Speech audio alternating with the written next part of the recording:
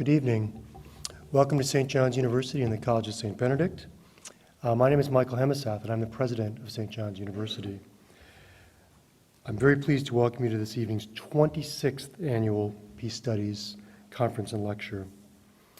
Earlier this evening, we had the privilege of posthumously awarding the Coleman J. Berry Award for distinguished contributions to religion and society to Matthew Amon, a St. John's Prep class of 1949 member and a graduate of St. John's University in the class of 1952. We honored Matthew for his leadership in the Civil Rights movement, some of which you just learned about on the video, and for his lifelong commitment to social justice. Margaret Amon, his wife of 47 years, accepted the award on his behalf along with 3 of her children and other family members. If I could embarrass Margaret and her family members to please stand and let the audience see the number of the Amon and Hall family members who came and joined us this evening. Please. The whole extended family, please.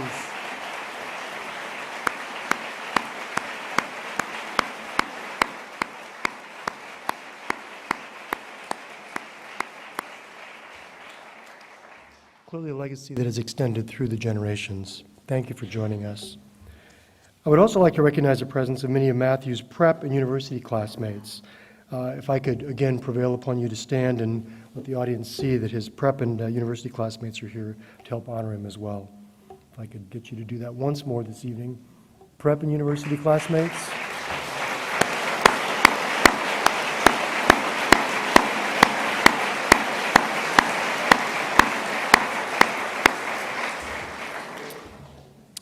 I also want to note a number of other people that made this event possible. These kinds of events, of course, do not happen without tremendous support from our alums and with tremendous hard work by folks on campus. So we're particularly grateful to Donald Hall, a member of the St. John's Prep class of 1955 and the St. John's University class of 1959, and a first cousin of Matthew. The Peace Studies Department, of course, was integral for putting on this event. The University Chair in Critical Thinking was a co-sponsor, and the Eugene McCarthy Center for Public Policy and Civic Engagement at St. John's were also part of sponsoring this event. Thank you for joining us this evening, and I will now introduce you to Kelly Kramer, the chair of the Peace Studies Department. Thank you.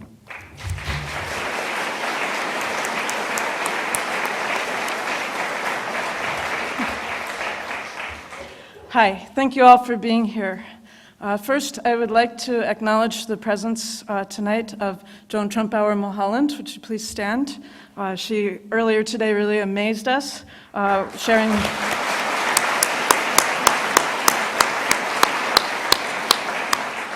the story of her courageous work as a Southern white woman in the Civil Rights Movement, which just from that fact could have gotten her killed, and we're very grateful to have you here tonight. I would also like to acknowledge the patronage of Robert and Lorraine Breitenbucher, who have generously funded our Peace Studies Conference every year for more than a quarter of a century. I want to thank Professor Jeff Anderson, who was the major organizer for our conference this year, and Sheila Hellerman, Peace Studies Department Coordinator Extraordinaire, who would prefer to go unnoticed, but whose tireless attention to detail made all of today's events possible. And now I'm pleased to introduce you to Yasin Williams, who will introduce our program for the evening. Yasin is a junior pre-law student majoring in history and minoring in philosophy. He hails from New Jersey, where he graduated from St. Benedict's Preparatory School. He's a Healy Scholar, an Intercultural Lead Fellow, and the founder of the Illmatic Force Dance Group here on campus. Yes, I sound very white when I say it, I admit it. He's planning a career as a corporate lawyer and hopes one day to serve on the Supreme Court. Yasin.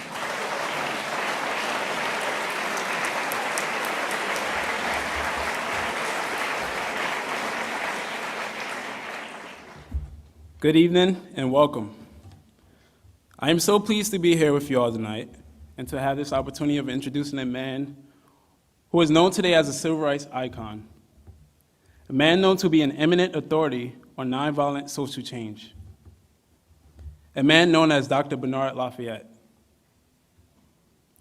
First, I would like to share with you all A few words about Gary Eichten, St. John's alum from 1969, who is also here with us tonight to engage Dr. Lafayette in a conversation designed to do nothing less than draw out his experiences of nonviolence and interracial justice. Many Minnesotans here tonight will recognize the voice of Gary from Minnesota Public Radio. Before his retirement in 2012, he spent 45 years there serving under many different titles. He is a master interviewer and has won numerous broadcasting awards. Now I would like to remind you all the reason we are gathered here. We come together tonight to pay respect to an honorable man whose history speaks volumes.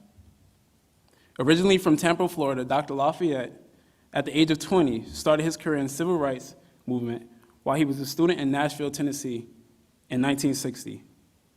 This also marks the year the Student Nonviolent Coordinating Committee was founded with Dr. Lafayette as one of its co-founders. As a SNCC activist and student leader, Dr. Lafayette participated in many sit-ins and freedom rides in order to test and challenge segregated facilities. It is important to note that by no means was Dr. Lafayette just another person who participated in these sit-ins and freedom rides. His role was just as important as any other leader of the campaign. In fact, after the group of freedom riders had been divided in half, it was Dr. Lafayette's duty to bring the second group of student freedom riders to Birmingham, Alabama, if for whatever reason the first group couldn't continue. This wasn't his only position. The Reverend Dr. Martin Luther King Jr. appointed Dr. Lafayette as the National Program Administrator for the Student Christian Leadership Conference and the National Coordinator of 1968 Poor People's Campaign. Dr. Bernard Lafayette remains active today. He's a distinguished senior scholar in residence at Emory University in Atlanta, Georgia, and travels around the world and around the country conducting nonviolent workshops. Now let me say something about my own reaction to this. I cannot help but to think that if it were not for leaders like Dr. Lafayette, I would not, as a black man, have had some of the opportunities I have now, like standing before you all today. Additionally, I would not have attended a predominantly white college, presuming I would have attended college at all, because institutional racism and segregation would have still been prevalent in this country. I guess what I'm trying to say is Dr. Lafayette has certainly made things easier for me as a black man in this country. Therefore, I'm grateful and most appreciative to have him here with us tonight. I consider it an honor, and I'm proud to present a man of such exceptional caliber. Without further ado, please join me in welcoming Dr. Bernard Lafayette.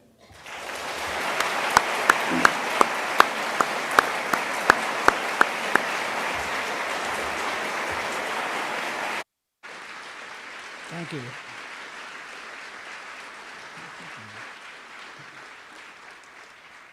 Dr. Lafayette, a real honor to be sharing a stage with one of the civil rights giants in America.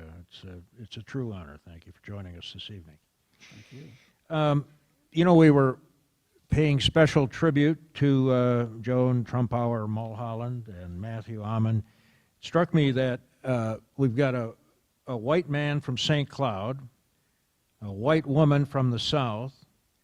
A good reminder, don't you think, that the civil rights movement was really much broader than we usually think of it, that this was not just a handful of black activists. This was a very broad movement. Absolutely. Got to ask you, how in the world did you muster the courage to step forward, knowing that you were almost certainly going to get beaten up along the way and could very well have died? Well, actually, I had really anticipated death at an earlier period in my life because I used to visit the cemetery a lot. And the reason I visit the cemetery is because I was afraid. And I didn't like myself being afraid. I was very thin. Some of you didn't recognize me in some of the other film footage. It was the Freedom Rides. Still quite svelte, don't you think? Well, actually, see, people don't realize in the sit-in movement, we sat at the lunch counter, but we didn't get any food. So I cannot really count the number of meals that I missed. But I try to make up for them, you know. Okay. So being a little skinny fella from Tampa, Florida, who was afraid to wear short pants because they thought maybe my legs was a string hanging down, you know. So I used to get bullied, all right? And it was just embarrassing to be scared. I didn't like it. Even when I was smaller, I used to be scared of the ghost. You know, that was my greatest fear, those ghosts. And particularly since I thought they slept under my bed at night. So I was afraid to go to sleep, you know, because those ghosts might come. It was just a terrible little thing as growing up. So the way I fought fear was to go through and walk through the graveyard at night. Did it work? Well, until that cat jumped out the tree. I had to start all over again. Okay. So, on a serious note, one of the most paralyzing experiences that a young person could have is to be paralyzed with fear. So the question is, how do we gain courage? I was also afraid of death when I was little, because I knew I was not going to live forever here, and I didn't know when I was going to die. None of us actually do. But I had to overcome the fear of death. So when I read Martin Luther King and heard his speeches and how he talked about the fact that we have to give our lives, and if you decide to give your life to something that's worthwhile, you're not afraid to die because no one can take your life if you give it. They come after you to try to take your life. You can say, I'm sorry, I've already given it. It's too late. So, Were you surprised, though, at the level of violence that you encountered? It wasn't just a few handful of people, you know, thugs. Pretty widespread and pretty nasty, really nasty. yes, I had to come to recognize that there was a significant number of people who were hateful towards others. And the question is, why were they so hateful towards others? It's not important to be angry with someone who you don't like or you don't like their behavior. The most important thing is to understand why. So that put me into a serious mode of study. And I had to understand why the people, specifically the white people in the South, were so hateful towards black people. And as I continued to study, what I discovered is that, first of all, the history of the relationship as slaves. You know, that white folks did not believe that black people had souls. So if someone doesn't believe you have a soul, that means you're not fully human. So therefore, to even imagine talking about equality with some being that you have sold in slavery, like you do cattle and horses, and that's what blacks, this is the hardest thing for people to recognize, that black folks were actually sold like horses and animals. Yes. And some were sold in order to reproduce others. Those Mandingo from the tribe, they used to have 5 and 6 women, okay, expecting at the same time. Because that's why they bought them, for reproduction purposes. They were slaves. Now, to think that that animal that you just sold is going to be equal to you, okay? And this is the mindset. So you have to understand, well, even today, I mean, there are people who do not believe that, the President of the United States was actually, has a birth certificate in the U.S. And that's a, obsession with them. Logic? No, we're not talking about logic. We're talking about emotional, distortion. They feel it. It's not rational. They feel it. So my point is, I understand why white people behave the way they do. That's important for you to understand. So therefore, if you understand why they feel the way they do, you can begin to look at what does it take for them to change. Oh, by the way, some people don't notice this, but if you remember now, in the movies, in the marches and demonstrations and freedom rides, you remember those people all dressed up with suits and ties? That's not the way you ride the bus. That's not how you go down and get a hamburger with a suit and tie on. You know what that was all about? That was about trying to jog their conscience.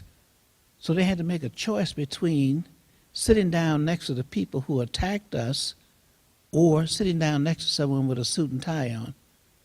So we deliberately were working at trying to change their perception of us. Now, then Alabama Governor John Patterson charged that the primary goal of the Freedom Riders and other direct actions was to provoke a violent reaction, which in turn would elicit sympathy for the civil rights movement. True? No. No, we were not doing this to provoke the other folk. We were giving them a new perception, of us as human beings. That's why we were nonviolent, because we wanted to win them over. You cannot make change in a nonviolent process if your goal is to defeat your opponent. Our goal was to win the opponents over. We were certainly aware that there were some people in the North and other places, in the U.S., who were totally unaware of the kind of conditions that exist in the South. By those of us who were involved in the movement, by taking action, you see, our actions were very much related to the goal. We wanted to eat at the lunch counter, so therefore we went and we sat at the lunch counters. Mm-hmm. We didn't go picket the Capitol. All right? So my point is, once people recognize that we were not able to be treated equally at the lunch counter in public facilities, we're not talking about the country club, we're talking about equal facilities for the public accommodations. And they felt this was un-American. Now, the point here I want to make is that no revolution, whether it's violent or nonviolent, can be won without winning the sympathy, if not the active support, of the majority. Guess what? Those Supreme Court decisions that were made, like in '54, no blacks on that Supreme Court. The Civil Rights Bill that was passed in '64, coming out of the Birmingham movement, that's why we had to march on Washington, to give the whites a chance to show their support for the public accommodation bill. So there was a strategy involved. And whites came through. Mm-hmm. So then we have to recognize that that was white power. Okay? And that's why the change came, because of the white power. They stepped forward and stepped out. Okay? All right? All right? Like Armin. Okay? Took a stand. Mm-hmm. And not just by himself. He went and mobilized other folk. My point, if that had not happened, we would not have been able to get the bill through. But it's the presence of all of those people, all right? And what they were saying was, listening to Martin Luther King, he said, injustice anywhere is a threat to justice everywhere. And I'm proud of America. I love America. I'm proud of it. And that's why I believe that, you know, we still can change because the heart is there. Now we have some pockets of people who, and I can talk about that later, how we make that change, but the majority of the people in this country,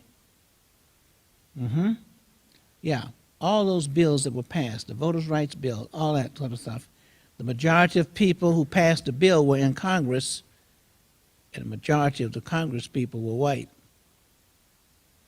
Now, you know, looking back on the developments, looking back at the 50s, 60s, and so on, you get a sense of inevitability, and I think that's true of pretty much every historical thing. Well, sure, that's the way it was going to turn out. Did you have that sense? Was there ever a time when you thought, you know, we may not succeed here? No, I didn't know how long it would take, but I had the confidence that if we stayed on track, okay, it's like the 6 principles of nonviolence that Gandhi and Martin Luther King taught. The universe is on the side of justice. It may not come when we want it, okay, but it will come on time. So I never had any hesitation, and that's why I was willing to give my life, because I believed that in the results, in the final analysis, the change would come. I wanted to ask you about a couple of anniversaries, 50th anniversaries. First of all, we just got done marking the 50th anniversary of the famous March on Washington, the I Have a Dream event. Did you, are you surprised at just how much impact that event has had on American history? Well, yes, I am surprised, okay, because that was 50 years ago.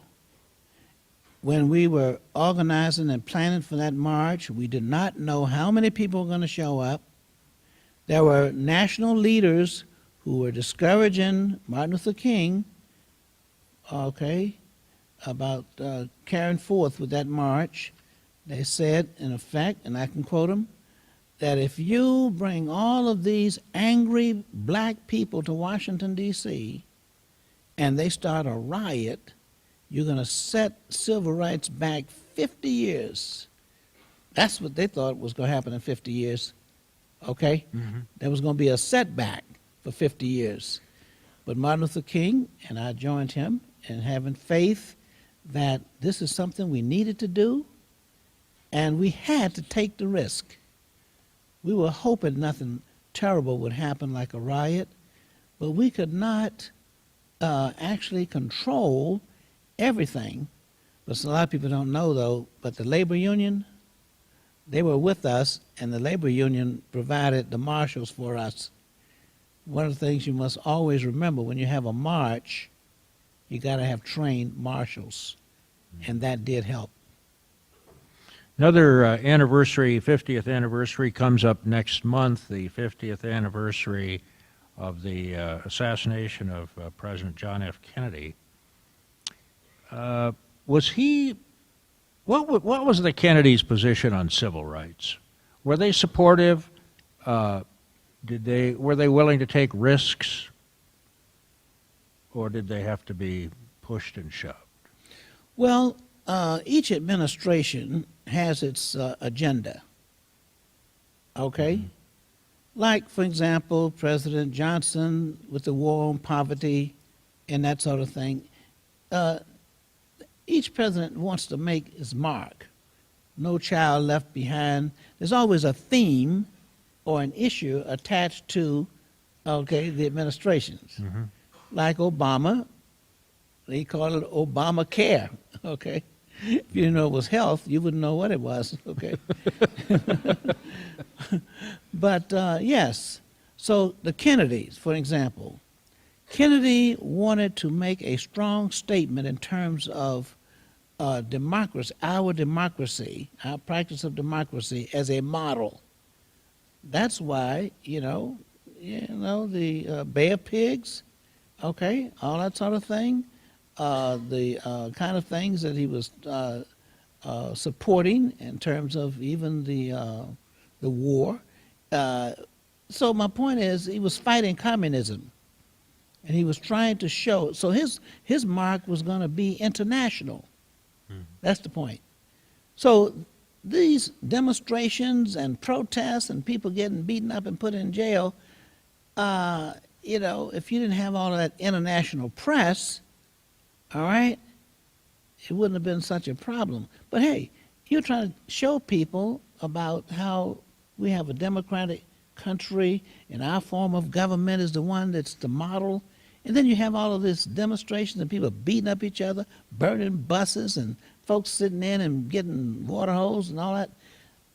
He wanted that to get, kind of settled, all right, quickly, out of the news.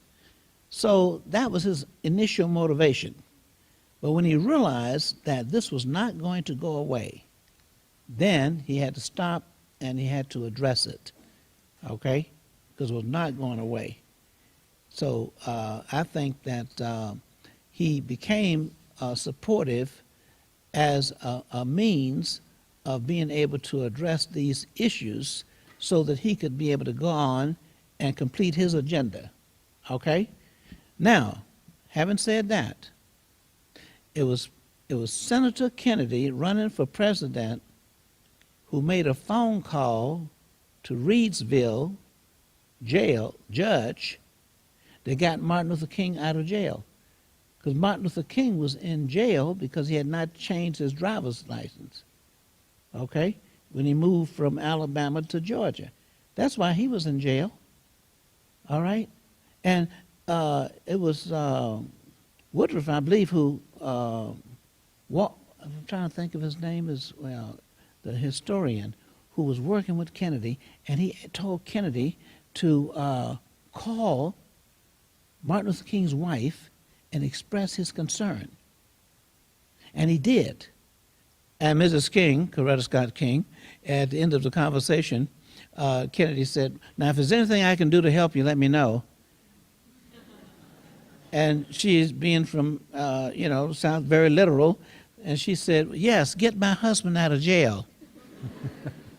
So he made a phone call to the judge, and that actually started the whole process, got Martin Luther King out on probation. And I want to make a point here.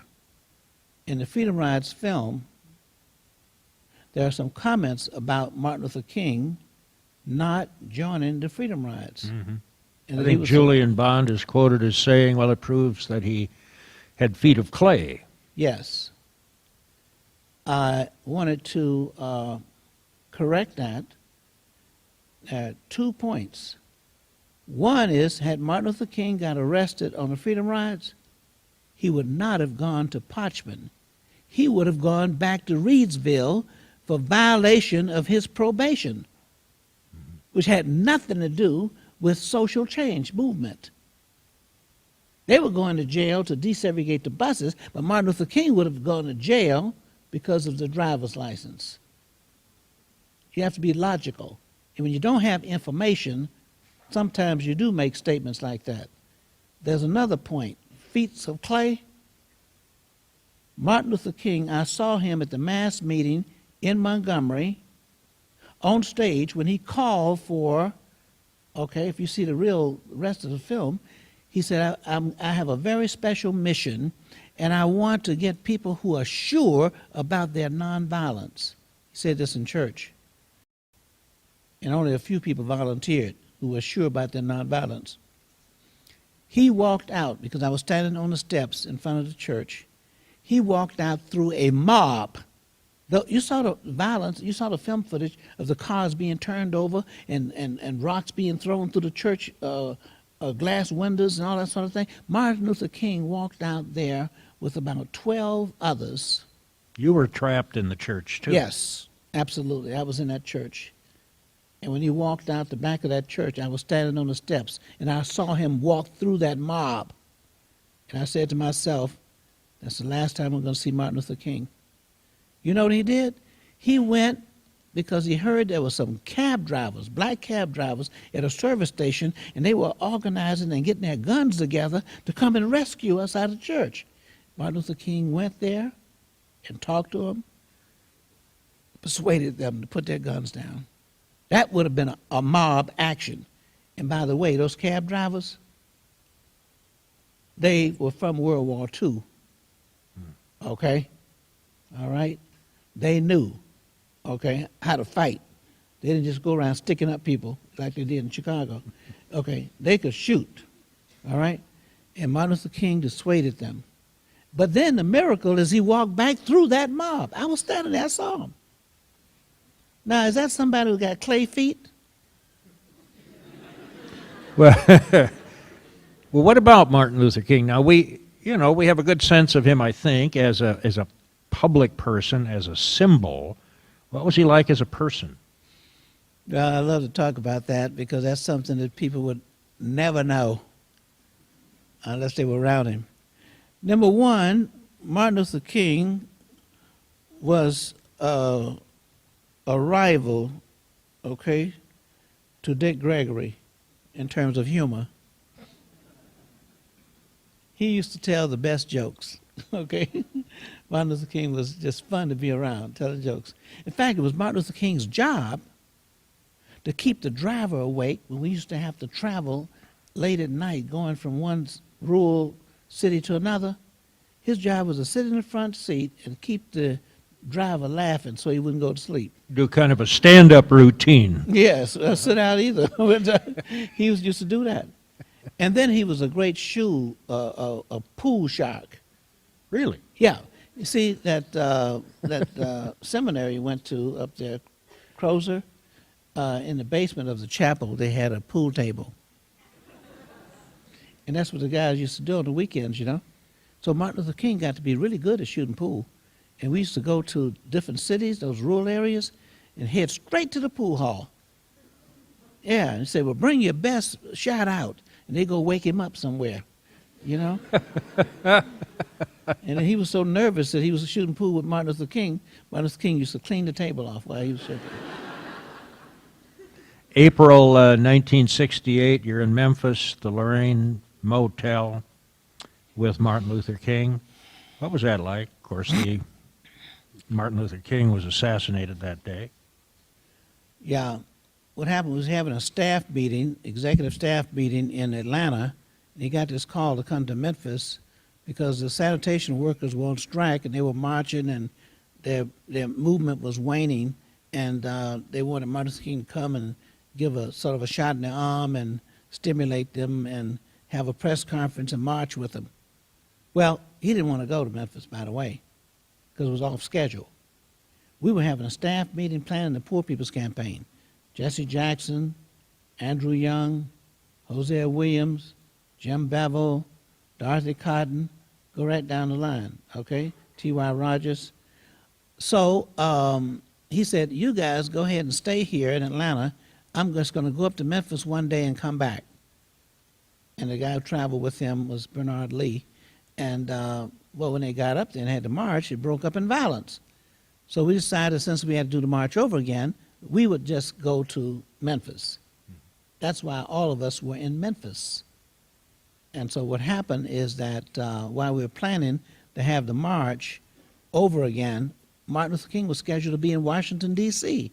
for a press conference at 14th and U to open up the campaign headquarters for the Poor People's Campaign. And since I was the national coordinator for the Poor People's Campaign, Martin Luther King appointed me to that position, I went to represent him. So I was working on a press statement that I would read the night before, but they had the mass meeting and Martin Luther King went to that. So the next morning, April 4th, here we are in room 306, Memphis, Tennessee, at the Lorraine Hotel. My room was 206 downstairs. And Martin Luther King was tweaking the press statement that morning. When he finished the press statement, he turned to me and he made this statement, which had nothing to do with the press statement. It's non sequitur. He said, Bernard, the next movement we're going to have is to institutionalize and internationalize nonviolence, comma, to be discussed later. I caught the plane, and 5 hours later, as I landed into Washington, D.C. National Airport at that time, I learned that Martin Luther King had been shot. I called UPI, United Press International, and I called AP, because I knew those two could give me, the update, quick information, reading from the ticker tapes. And it was a reporter there who knew who I was from UPI, and he was reading it to me. And then he broke down in tears. This white man broke down in tears, a reporter on the other end of the line. So I knew what was happening.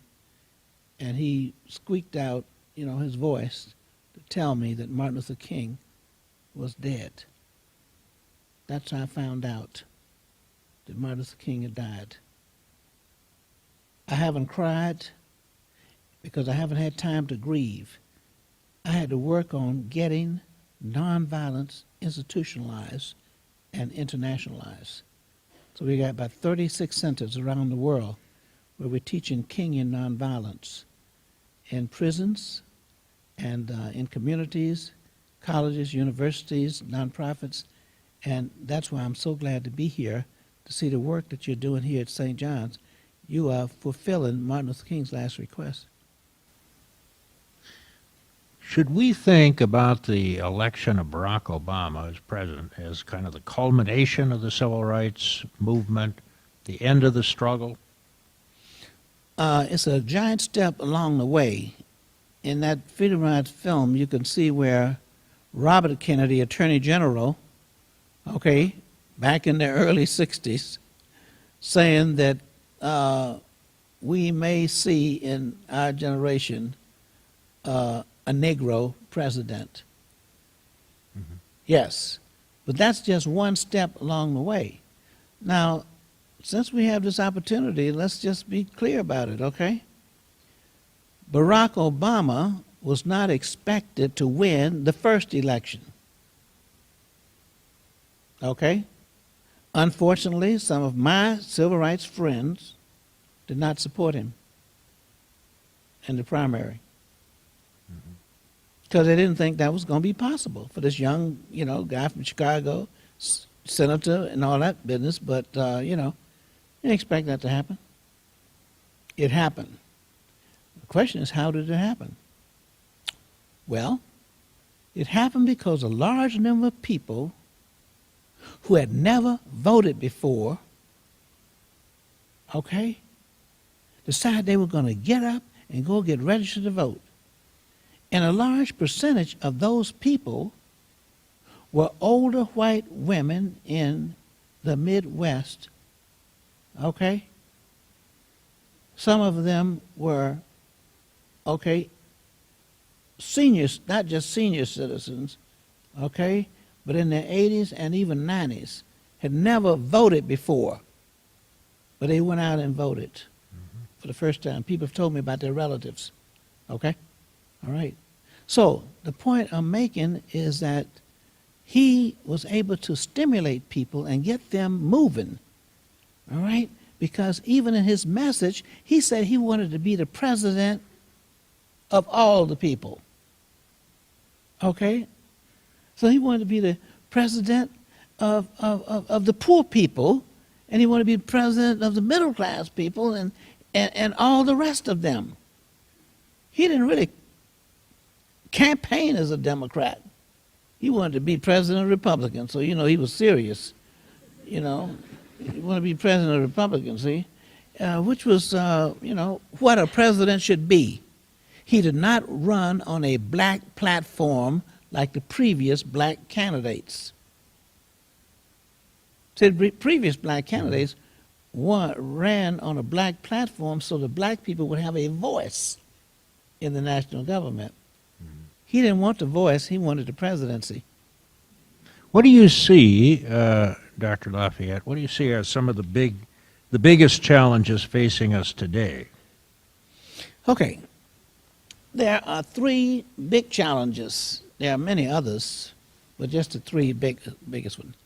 Number one, we have to overcome the idea that we are only Americans. We were born on Earth. That's where we were born. This geographical design, you know, and all that maps and stuff like that, and trying to get your identity. What is an immigrant?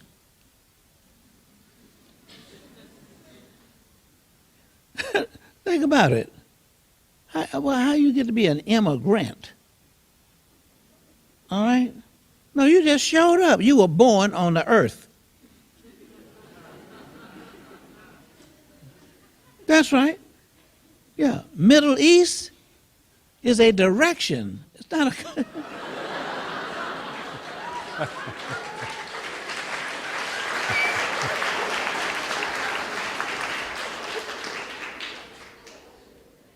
We have to overcome that. Our identity is the biggest problem that limits us in our thinking. Trade. You're going to be trading with those people over. Who do you think those people are anyway? Huh? Yeah, they were born just like you were born on earth, and they're going to leave just like you're going to leave on earth. Now, some of you already know this, that there's a campaign to recruit 80,000 people to go to Mars. But they are not going to have graveyards in Mars. They're going to send you back to Earth, okay? Now, that's the biggest problem, identity. We're all mixed up on who's white and who's black and who's, and all these people. When you get them to start talking, you know what you find out? Yeah, they got some Native American in the background. They got some of this in the background and everything. Nobody claims Africa. But the original people, that's where they're from. All the research shows that. So we're all Africans, if you want to make, you know, that kind of thing. That's the biggest problem. Now, the next problem is this. I'm doing the deductive approach now. So that's the larger issue. The more narrow issue is that if we are going to have a government for the people, it has to be by the people. And if folks don't vote and don't participate in government, it's not just even voting. You've got to go and have meetings with the folks who's supposed to represent you. The only thing those people elected, by the way, and they're showing you that, by the way, the people that are elected officials, the only decisions they make are decisions about money. And whose money you think it is? Yeah, right. So my point is, if we don't go and participate in government, it's not going to be by the people. It's going to be for the people. You know what people is going to be for? Huh? You know, those are the people I'm talking about. That's for the people, not by the people. So my point is, we have got to have participation in government. One of the things that every college ought to do, and I'm saying this because I'm on a college campus, is to make sure that every student is registered to vote. I'm not going to ask somebody to raise their hand who's 18 and have them registered. I wouldn't do that to St. John. Why? I think I said it already. Yeah, that's the first thing you need to do, is go get yourself registered to vote, find out who's supposed to be representing you, okay? So you can organize a meeting to go meet with the folk who's supposed to be representing you. That's what the Poor People's Campaign was about, going to Congress to meet with the congressmen and putting a face on poverty. All they were doing is looking at statistics. The Poor People's Campaign was to bring the poor people with their mules, okay? The mules even got a chance to go to Washington, okay? And to speak to the congressman. That's the second point, all right? That we have got to have a voice in government, so we got to make our voices heard, but that we also got to make our faces seen. We got to show up. That's what that Washington thing was all about, showing up. Show your face, okay? Now, the third thing is that there is no reason why we should have the level of poverty in this country with all of the food. In fact, some people don't know this. They pay farmers not to grow food here in Minnesota. Mm-hmm. Yeah, why are folks hungry? Okay? It's not because you can't grow food. Yeah, okay? The Jolly Green Giant down the road there. We know that. So my point is, we have got to have our young people now focused on making sure that your sisters and brothers, that's who we're talking about. We're talking about no foreigners. Ain't nobody no foreign. Okay? The sisters and brothers, all of us. And we look at all those folks who got different color skin and different kind of hair and different all that kind of stuff. And even those who have earrings in their ear and other places. I didn't know that. You didn't know about that. I know. Yeah. All right. So they're trying to make a statement about their identity. That's what that's all about. We've got to embrace everybody, okay, and love them. Because we ain't got that much, we don't have time to hate. Now, the next thing is this, and I'll wait for the next question. This whole idea, all right, of the rise of the, you might say, racism.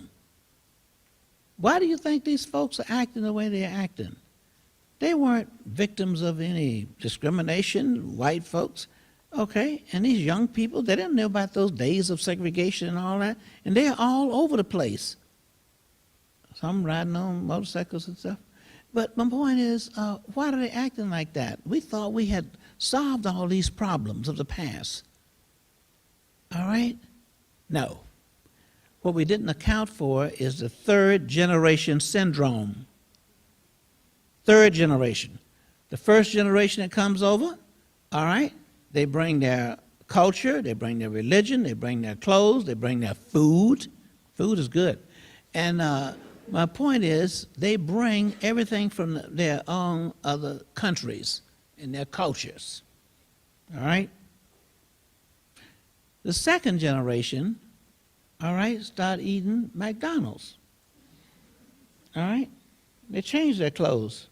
They want to assimilate. They want to be part of, you know, the dominant culture. In their minds, the dominant culture. Might not be numbers, but dominant. Like how you talk about majority and minority. It's power. Okay? Like in South Africa. Okay? Majority power were, okay, the Afrikaans. So the point we're making is that people want to assimilate and just sort of blend in and be a part. The third generation, they want to go back and look at what their grandparents, great-grandparents, whatever length of time that creates the third generation. All right? So you remember the blacks start putting on dashikis and start napping up their hair. I had a huge afro. You didn't recognize me back there, okay? Yeah, huge afro, all right? That kind of thing, all right? So my point is that third generation wants to identify. If that's true with other ethnic groups, it's true with whites. Didn't you hear him talk about an election? We want our country back. I wasn't paying attention. I thought it was Native Americans.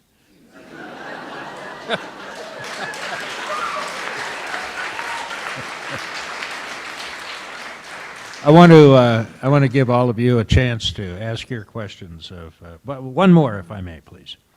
You were quoted at one point as saying the reason you got involved in the civil rights movement in the first place was that you wanted to make things better for your grandmother while she was still alive.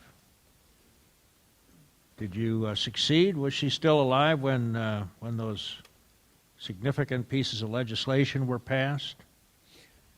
No, she died when I was in training in Nashville, 59. But she was aware that I was preparing to get involved. But my point is, the reason I dropped out of school I was a sophomore, and I got involved. I could not wait to finish my degree and all that. I had to do it right then. It's because I was not fighting for my grandchildren. I didn't have any. I was fighting for my grandparents, so at least the years they had left, they would be able to enjoy being treated as a human being and respected with some sense of dignity and not be discriminated against or humiliated. So that's one of the reasons I want. It cannot come fast enough for me.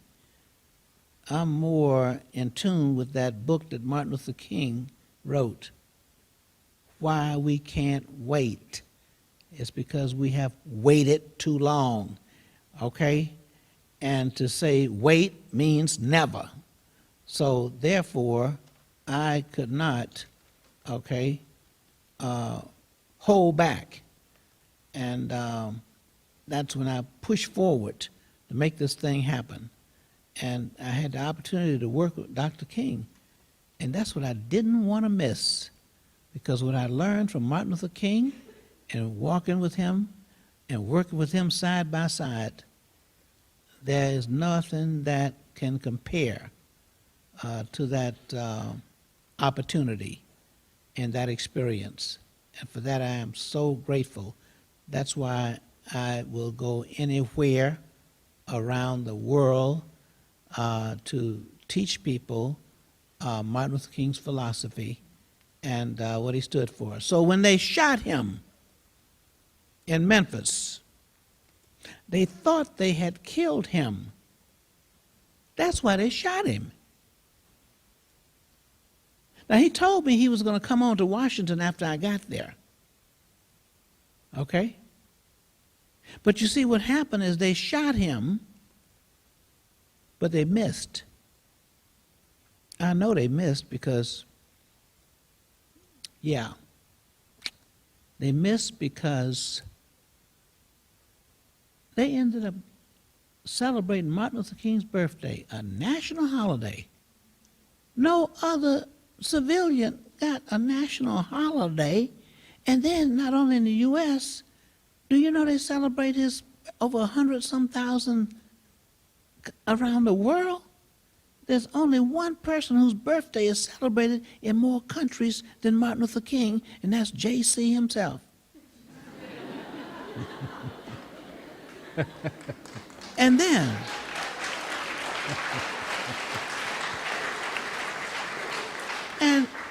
and then I looked up, on the mall. He said he was coming to Washington, but I didn't know he was coming like that. A 30-foot statue on the mall of the United States.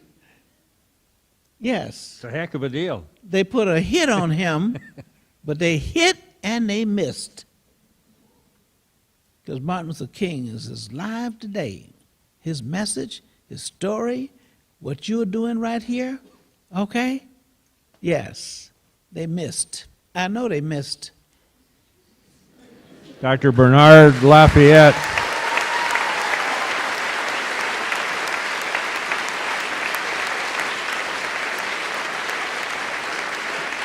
Now, if you have questions for Dr. Lafayette, we have a couple of minutes. I'd like to get some of your questions included in the program. So either go either side here. We've got microphones standing by, and we'll get to as many as we can.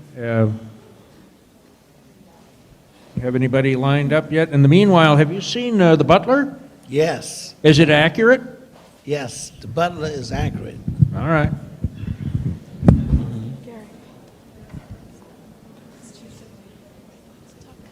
Okay. All right. Come on down if you've got questions. We've got a few minutes.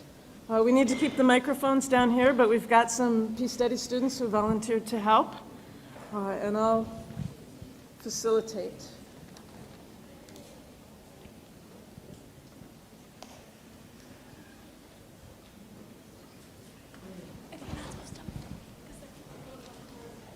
I'll tell you what, since some of you have to leave, I think you don't want to miss this. While we're waiting for people with, wait, got a question over there? Because I think what we should do is entertain them just a little bit. Dr. Lafayette is going to sing for you. Now,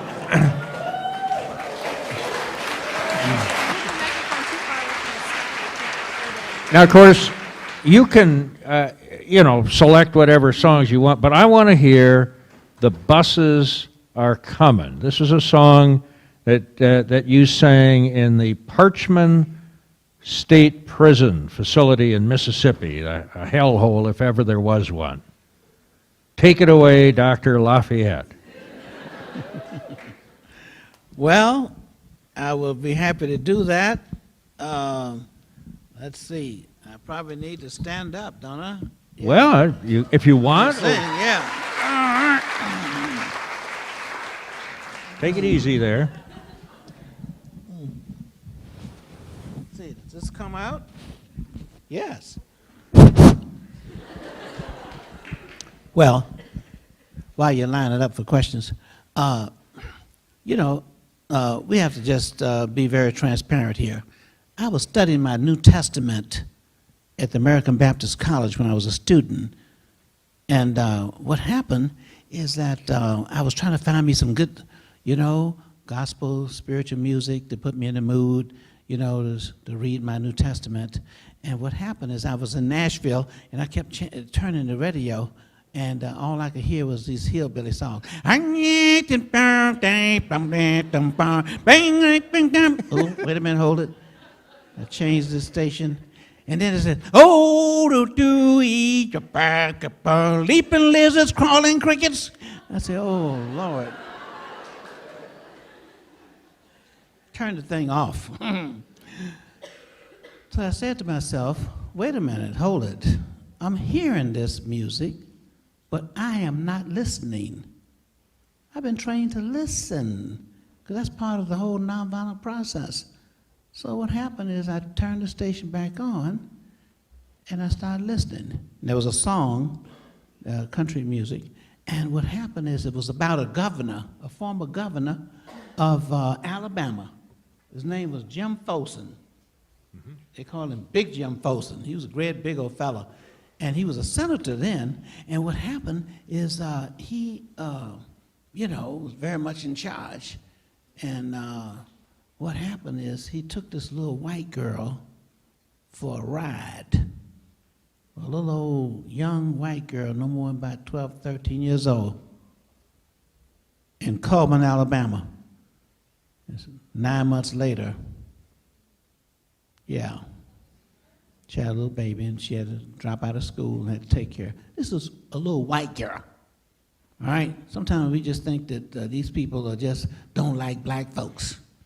Okay? They don't care about folk. All right? And that's important to get through. Some folk need to understand that. They don't care about, don't take it personally. They don't care about anybody other than themselves. They are what you call takers, not givers. And the country musician wrote this song about him, and here's the way it goes. She was poor, but she was honest, victim of a rich man's pride. When she met that Christian gentleman, Big Jim Folsom, and she had a child by him. It's the rich who gets the glory. It's the poor who gets the blame. It's the same the whole world over. Now ain't that a dirty crying shame? Now he sits in the legislature, making laws for all mankind, while she roams the streets of Coleman, Alabama, selling grapes from her grapevine. It's the rich who gets the glory. It's the poor who gets the blame. It's the same the whole world over. Now ain't that a dirty crying shame?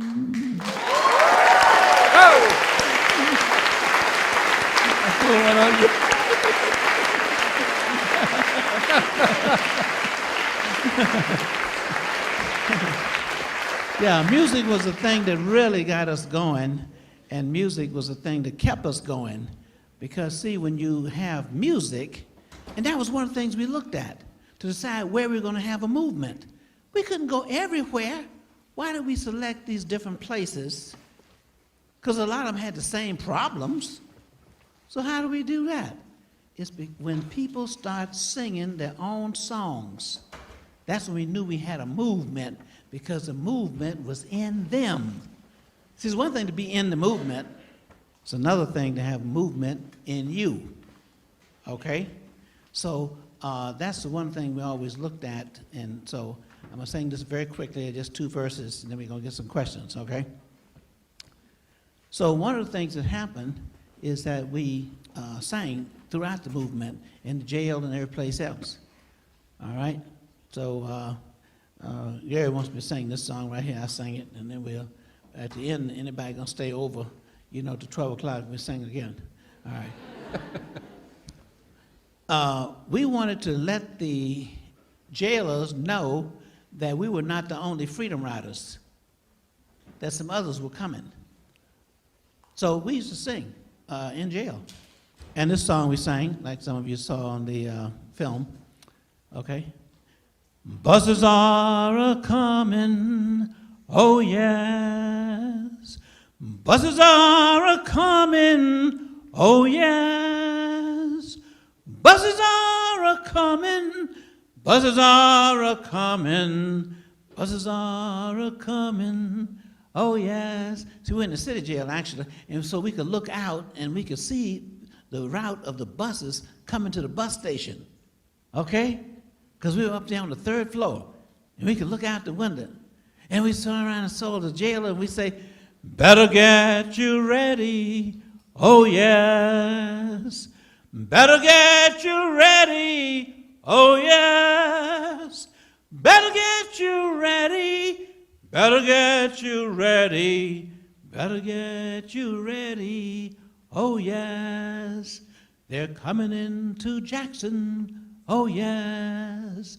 They're coming into Jackson, oh yes. They're coming into Jackson, coming into Jackson, coming into Jackson, oh yes. Loaded with those freedom riders, oh yes. Loaded with those freedom riders, oh yes. Loaded with those freedom riders, loaded with those freedom riders, loaded with those freedom riders, oh yes. Okay.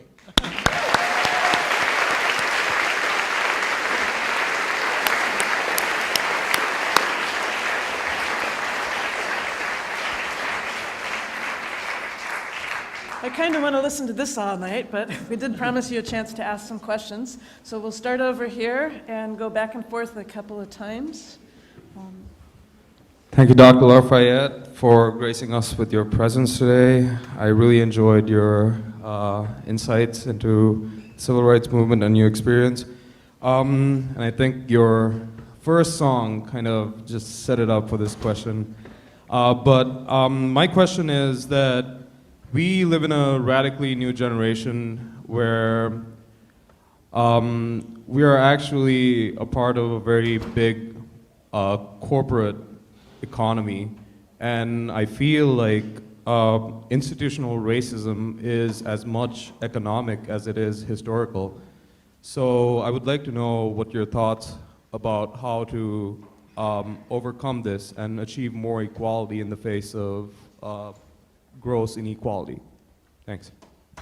Very good. That's going to take about 3 hours. The short of it is that no change can come unless you deal with change, money.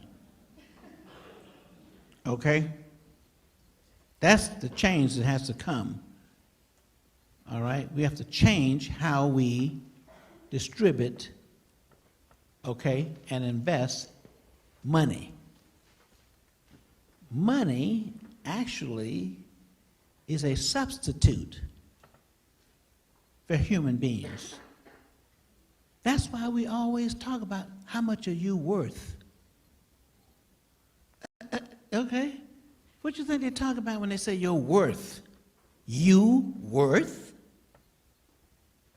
They don't ask you how much is your money worth.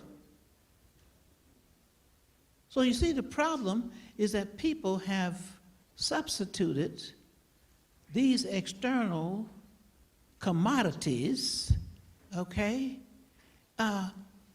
for their own persons.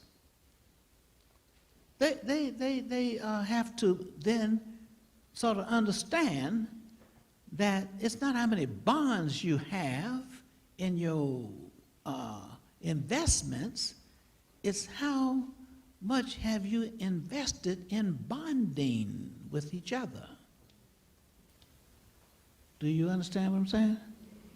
Yeah, bonding is what we're talking about, your relationship and how you treat other people, all right, etc. Like, for example, in Haiti, they have all these people on the streets selling stuff, and then you just walk down half block and the people selling the same thing. And you just walk right down, you know, and about the same price, okay? Guess what they do at the end of the day? They check with each other to see who had some sales. If somebody had been sitting there all day in the sun and didn't make a sale, guess what? The ones who made the sale would go and buy their stuff. So everybody made some sales. So you got to worry about not how much you were able to sell, but you got to be concerned about how did the sales go. Okay? So yes, the economics, that's the problem. We don't look at it in terms of all of us because we don't look at our own worth and value. The only worth we have, or wealth we have, is what we can be to others. You know what I mean? How many people need you? That's why you're in school, by the way, I forgot to tell you. You're in school so you can have something to give other people. That enhances your value. That's why you're in school? Yeah, I forgot to tell you that. It ain't how much in your bank account. It's how much can you be accountable for. How many children out there who need your education? All right? Yeah, you don't have time to be fooling around. You got these folk coming behind you, these children. You got to be out there teaching them how to, okay, become better citizens. In fact, you need to organize in the whole state of, what state are we in? Minnesota. Minnesota? I think so. Yeah, okay. You need to have a youth legislature from 12 to 17 years old. So you can start teaching them how to elect officials. They can have their own legislature and elect officials. They can read some bills and pass some laws and stuff like that. A youth legislature. So by the time they turn 18, they already got some practice. They know what to look for in terms of character in the folks that they elect. Citizenship education is like driver's education. All right? You're going to wreck things and tear things up and kill yourself if you don't have any driver's education. Exactly what you're doing with voter registration. All right? So my point is, economics, yes. We got to make sure that the people who are voting on our money is making sure that it's distributed and it's helpful to all of us. Why are they going to take our money? We retired. Okay? You guess what they do with it? You know what they do with our money? You ever heard of a place called Red Wing? Is it a Red Wing, Minnesota? Yes, there is. You know what's in Red Wing? The juvenile facility, which you haven't been to. And 90% of them are non-white. That's what they're doing with your money. They done stole it and then put up juvenile facilities and keeping them people from registering to vote and charging them with felonies and all that. You better go get your money. All right? That's what I'm talking about. So, the economic development means that you have to have people understanding how to use these resources and how to use themselves. The short of it is that when I was 7 years old, I used to run my own business, age 7. I used to be Mr. Coffee. I would go to the businesses. I was in business now, so I would go to the businesses that open up. I'd jump out of bed at 5:30, and I was over there in the business community helping the merchants. When they open up their shops, I was there taking orders for coffee. I lived in Ybor City, all right, Tampa, Florida. So what I did was went to the Las Novedades and ordered coffee, and I would take it back to the merchants. I was Mr. Coffee before I went to school every morning. What you have to do is look at a need that people have, and if you fulfill that need, you're never going to be needy. So that's what we need to teach our young people, all right? I had 3 jobs when I was in graduate school at Harvard University, okay? I went and interviewed and got accepted. 2 weeks later, they made me the assistant dean of admissions. That's right. You can check the record, okay? All right? Then I set up Middlesex Community College, evening college for people who were working downtown. That's where I had the college, downtown, so folks can walk from their work to the college. I was assistant deputy director, Center for Urban Studies. I was a teaching fellow, okay, all right, at Harvard University. So my point is, I've never been without 3 jobs. So don't tell me there's no work about, create some. All right, that's a long answer.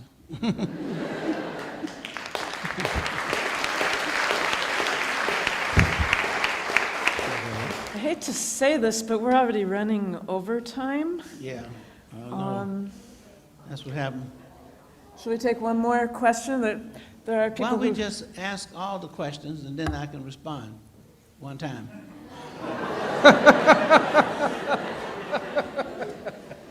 Because I got the answer, I just don't know what the question is. Okay, if you make your questions really brief.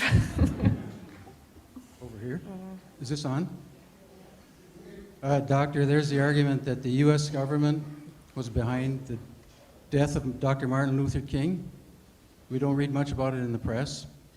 And I'm wondering, I'd like to hear your comments on that subject. Okay, next question.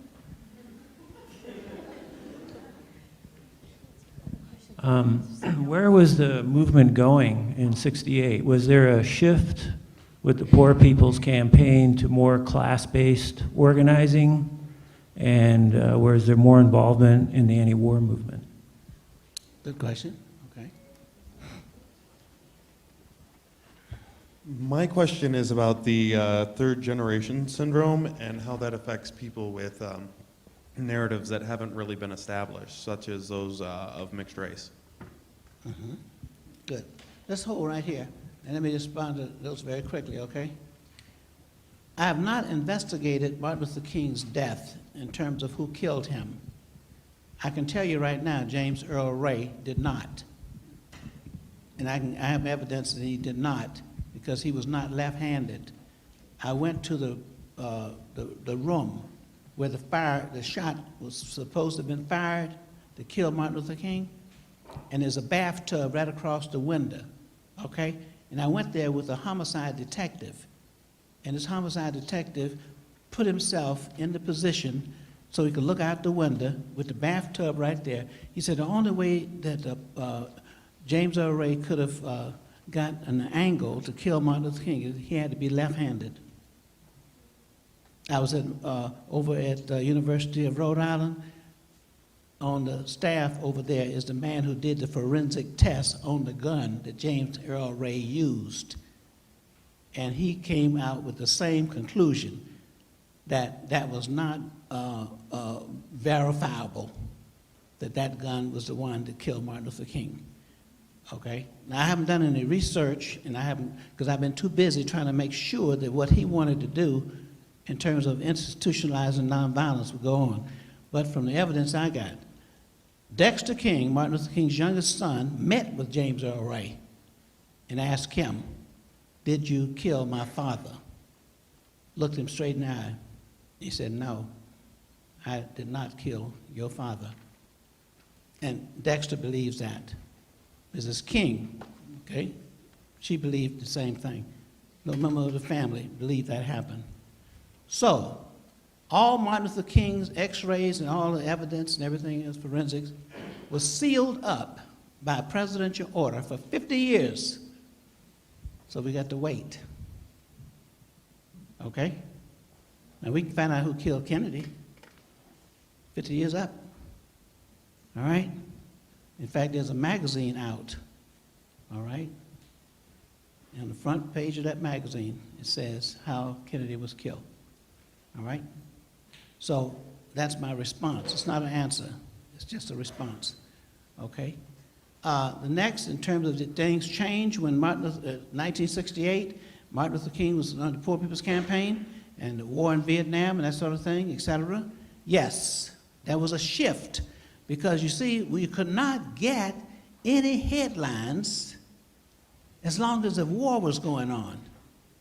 And Martin Luther King understood that we had to end the war in order to deal with the domestic issues of poverty and the international issues, okay? So we had to go to the international issue of war in order to stop and move to these other areas. So the point is, there is a relationship between poverty and war, because this was the draft. And who do you think was drafted to go to Vietnam? And who died in record numbers in combat? Poor people. Black, Native Americans, Hispanics, and that sort of thing. I got a lot of stories about that. I did go to Vietnam as a research project, okay? Bishop Paul Moore out of New York took a delegation. I went with him, investigated the repression against the monks and the Buddhist monks and also the students who were involved in the peace movement. So I do have information on that. Won't be able to share it all now. Next question was? Third generation. Third generation, yes.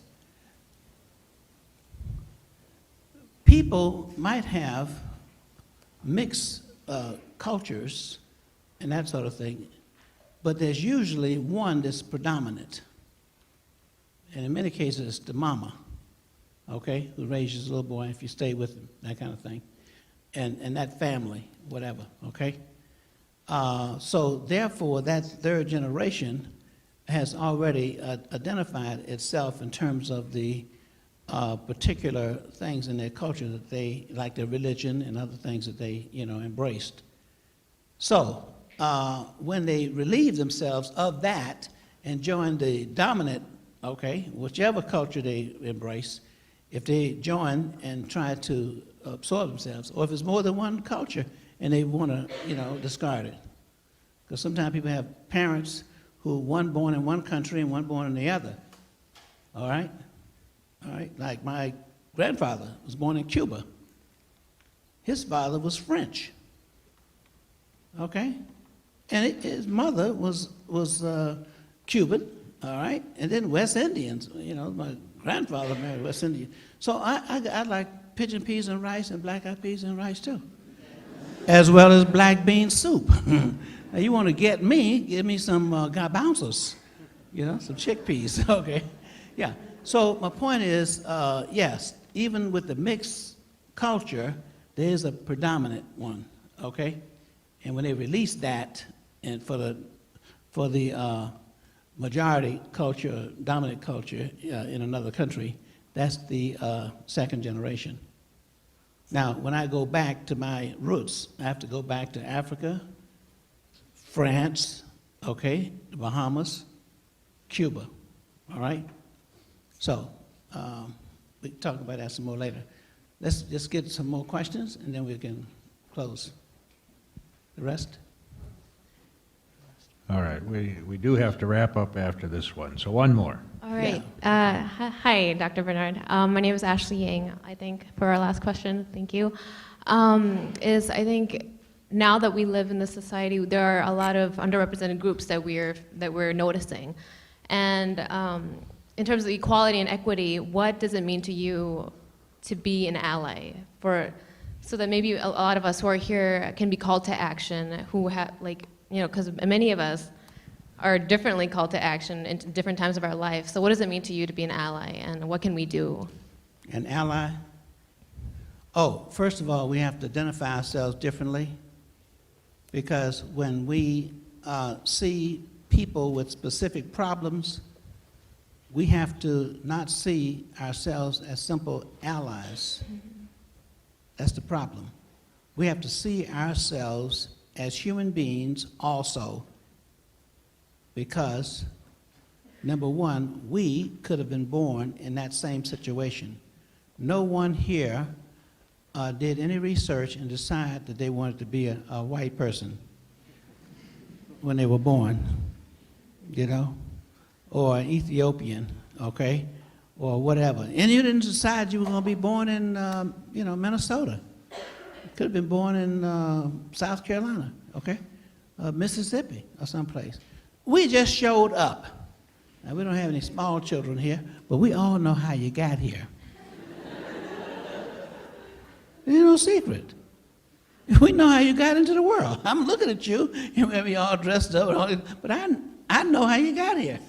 In fact, you didn't even have on any clothes when you got here, you know. Okay? So my point is, let's get down to earth, all right? And we ain't no better than anybody else. You ain't getting in the world through the back door. Everybody came to the front door, okay? So we're all here. Now the question is, let's sort of shed this sort of false identity that we have, okay? And all these names and stuff like that. People get too hung up on that. What are you? The question is, who are you? That's what it is. No, what are you? Who are you? All right? And then when you could say, I am somebody, and you are somebody, and we are involved in somebody-ness. That's what we're talking about. That's what we want to do, okay? So once we overcome that, and that's one of the things I was dealing with earlier, then we can decide, okay, what is it that we can offer the world? You've got to find your best contribution to the world. Otherwise, why'd you come in the first place? Just to eat up all the hamburgers you can and all the steak and drive a fancy car and all that kind of stuff, etc. And then you get you a slow ride. I don't care how much you speed and how much you're going to get a slow ride to the cemetery. They ain't going to run no traffic lights, except the police lead them through it, okay? So we ain't got time.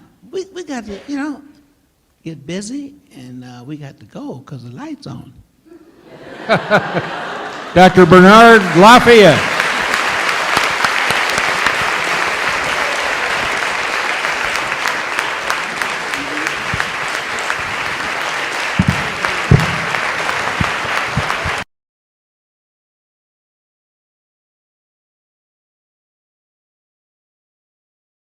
Freedom in the air over my head, oh Lord, I see freedom in the air. There must be a God somewhere. Is that enough? I think we can live with that. Okay.